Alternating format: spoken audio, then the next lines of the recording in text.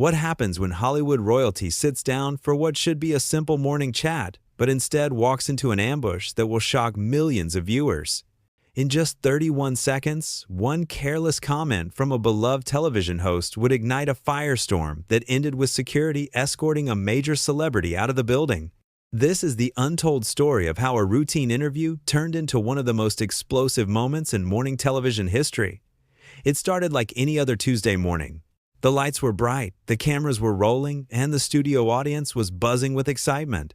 Jamie Foxx had arrived at the Good Morning America studios early that morning, dressed sharply in a navy suit, ready to promote his latest film project. He had done hundreds of these interviews before. This was supposed to be easy, comfortable, fun, even. But from the moment Jamie walked onto that set and shook hands with host Michael Strahan, something felt different. The energy was off, Michael's smile seemed forced, his grip a little too tight, his eyes a little too cold. Jamie felt it immediately but brushed it aside. He was a professional. He could handle anything. They settled into their seats. The cameras started rolling. Michael opened with his usual charm, welcoming Jamie to the show, thanking him for coming. Jamie smiled and nodded, relaxed and grateful for the platform. The first few questions were standard. How was the film? What was it like working with the director? Jamie answered each one with his trademark humor and humility, making the audience laugh, keeping things light. Then Michael shifted in his seat. His expression changed.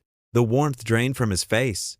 "So Jamie, let's talk about your career for a second," Michael said, leaning forward with an edge in his voice. "You have done a lot of different projects over the years, some great, some not so great. Do you ever look back and wonder if you made the right choices?" Jamie's smile flickered. That was a strange question. It felt loaded somehow, like there was something underneath it. But he kept his composure. "Well, you know, Michael, every artist takes risks," Jamie said carefully. "Some projects work out, some don't. That is just part of the journey.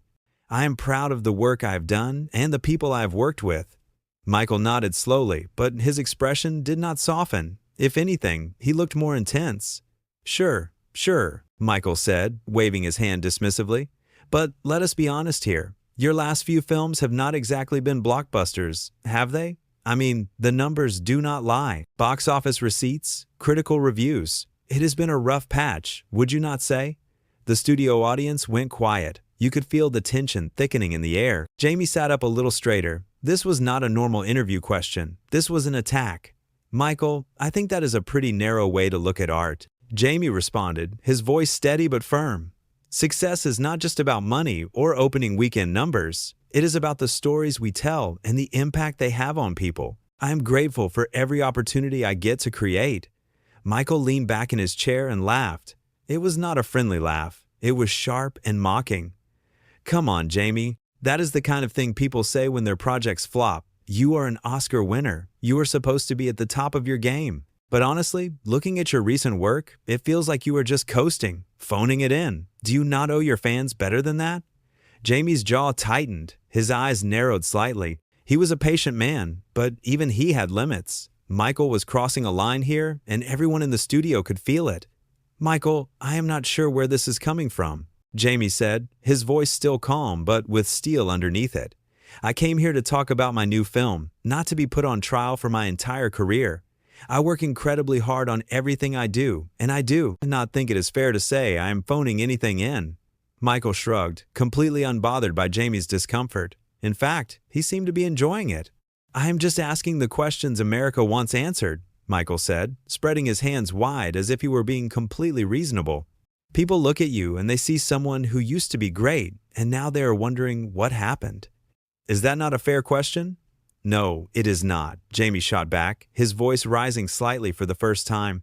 "That is not a question. That is an insult dressed up as journalism. I came here as a guest, Michael. I did not come here to be disrespected on national television." The audience shifted uncomfortably in their seats. Some people exchanged nervous glances. The producers off camera were frantically trying to signal Michael to change direction, to lighten the mood, to get back on script. But Michael was not backing down. If anything, he was doubling down. "Disrespected?" Michael said, raising his eyebrows in mock surprise. "Jamie, I am just being honest with you. Maybe that is something you are not used to anymore. Maybe everyone around you just tells you what you want to hear. But out here in the real world, people have opinions, and not all of them are going to be glowing reviews. Jamie took a deep breath. He was trying so hard to keep his cool, to not let Michael get under his skin. But Michael kept pushing, kept poking, kept testing how far he could go. "Michael, there is a difference between honest criticism and being deliberately rude," Jamie said. "And right now, you are being rude. I do not know if you are having a bad day or if this is some kind of bit you are trying to do, but it is not working. You are making this really uncomfortable for everyone." A few members of the audience nodded in agreement. They could feel the discomfort radiating from the stage. This was not entertainment. This was painful to watch. Some people were shifting in their seats, looking at each other with confused expressions. Others were whispering to the person next to them, asking if this was normal, if this was how interviews usually went. Michael smirked. That smirk told Jamie everything he needed to know. This was not an accident. Michael was doing this on purpose. He wanted to get a reaction. He wanted to create drama. He wanted to make Jamie look bad on camera. "You know what, Michael?" Jamie said, his voice still controlled but with an edge now. "I've been doing this for a long time. I've been interviewed by everyone from Oprah to James Lipton to David Letterman. And never, not once, has anyone treated me with this level of disrespect. I do not care what questions you think you need to ask. There is a way to do this job with professionalism and decency, and you are not doing it." Michael leaned back, crossing his arms defensively. He was not backing down. If anything, Jamie's pushback seemed to energize him, to make him dig in even harder. "Jamie, maybe you are just too sensitive," Michael said with a condescending smile. "Maybe that is part of the problem. You cannot handle a little constructive feedback without getting all defensive. That is not a good look for someone in your position." Jamie felt his jaw clench. Sensitive. That was the word people always used when they wanted to dismiss someone's legitimate concerns. When they wanted to make it seem like you were the problem for not accepting their bad behavior. It was a manipulation tactic, and Jamie recognized it immediately. "I am not sensitive, Michael," Jamie said, his voice quiet but firm. "I am aware. I am aware that you have been trying to provoke me since the moment I sat down. I am aware that you have been disrespectful and condescending. I am aware that instead of having a real conversation about my work, you have chosen to attack me personally. And I am aware enough to know that I do not have to sit here and take it." The audience was completely silent now. Even the people who had come in hoping for a fun, lighthearted morning show were starting to feel uncomfortable. This had gone way beyond friendly banter or tough journalism. This was personal. This was ugly. That was it. That was the moment. The exact second when Jamie realized this interview was beyond saving. There was no coming back from this. Michael had crossed every line there was to cross, and now he was standing there acting like Jamie was the problem. Jamie took one more deep breath. He looked directly at Michael, right into his eyes, and spoke with absolute clarity. "You know what the difference is between us, Michael?" Jamie asked.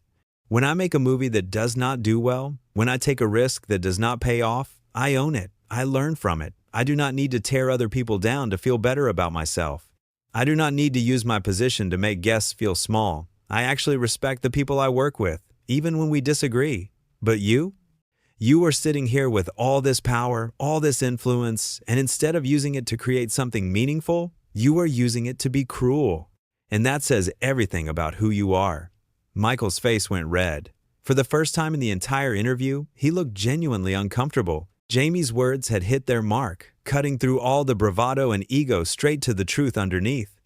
"Okay, we are done here," Jamie said, reaching up to remove his microphone. "I am not doing this. I am not going to sit here and let you talk to me like this."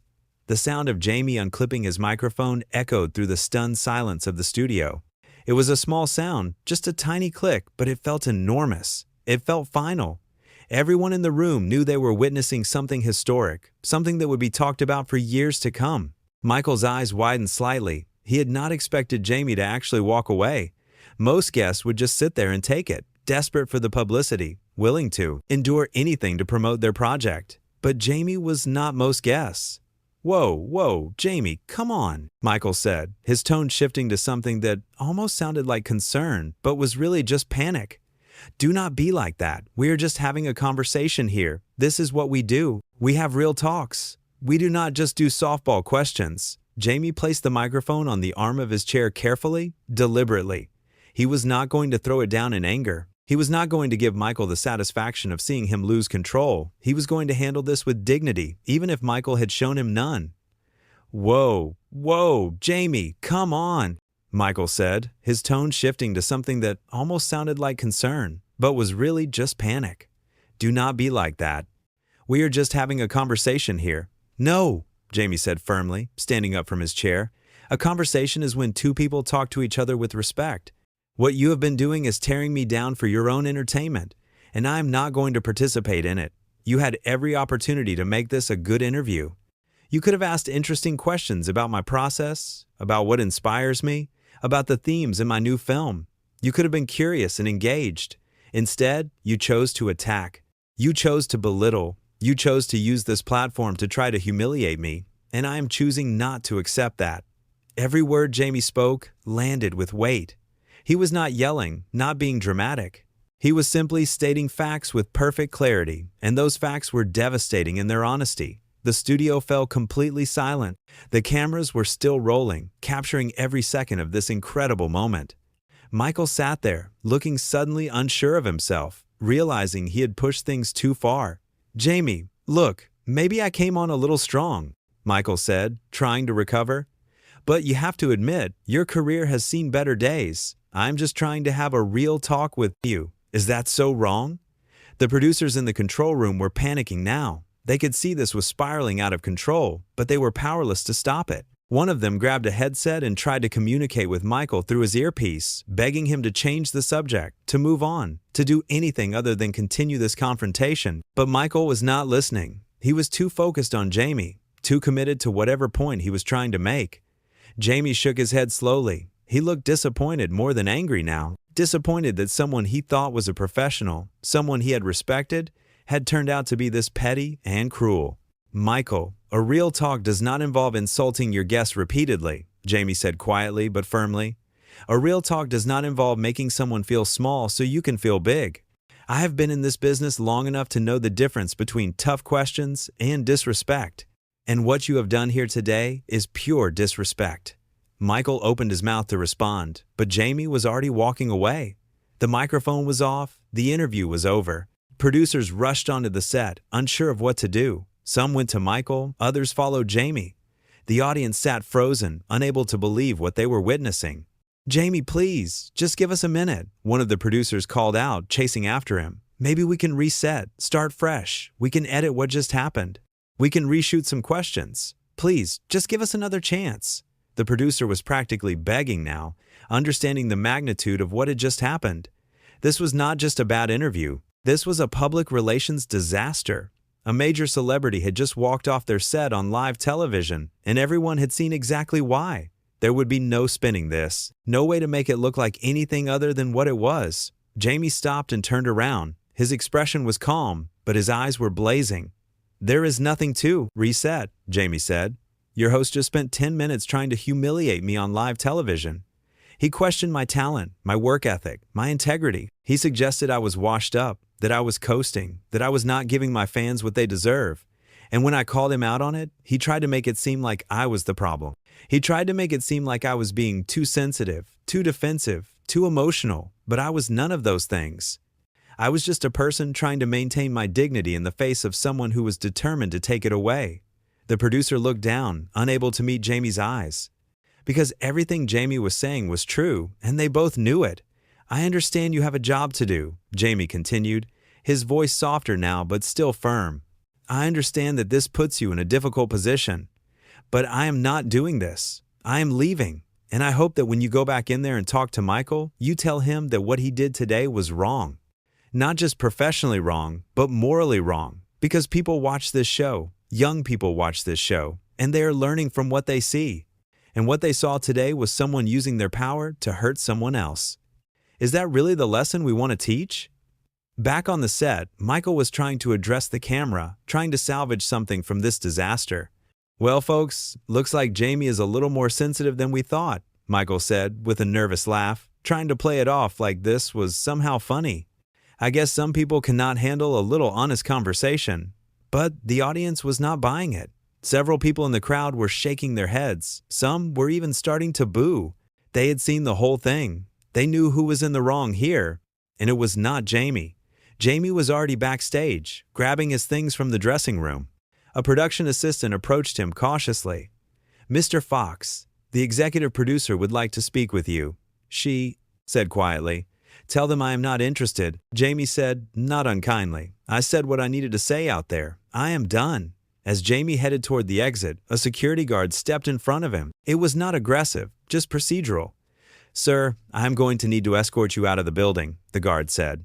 Jamie looked at him for a moment, then nodded. Of course, they were going to make this look like he was the problem, like he was being difficult, like he was the one who needed to be removed, even though Michael was the one who had started all of this. Even though Michael was the one who had been cruel and unprofessional. "That is fine," Jamie said calmly. "Let us go." As they walked through the hallways toward the exit, other staff members watched in silence. Some looked sympathetic, others looked confused. A few pulled out their phones, already texting people about what had just happened.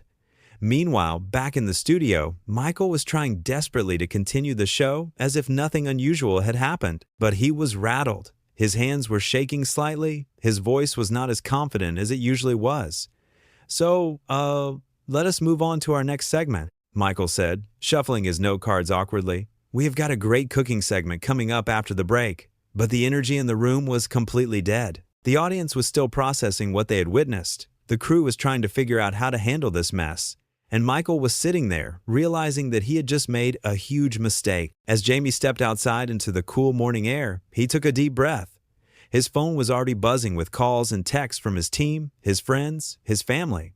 Everyone had seen what happened. Everyone was checking on him. But Jamie felt okay. Actually, he felt better than okay. He felt proud. Proud that he had stood up for himself. Proud that he had not let Michael get away with treating him like that. Proud that he had walked away instead of playing along with something that felt wrong.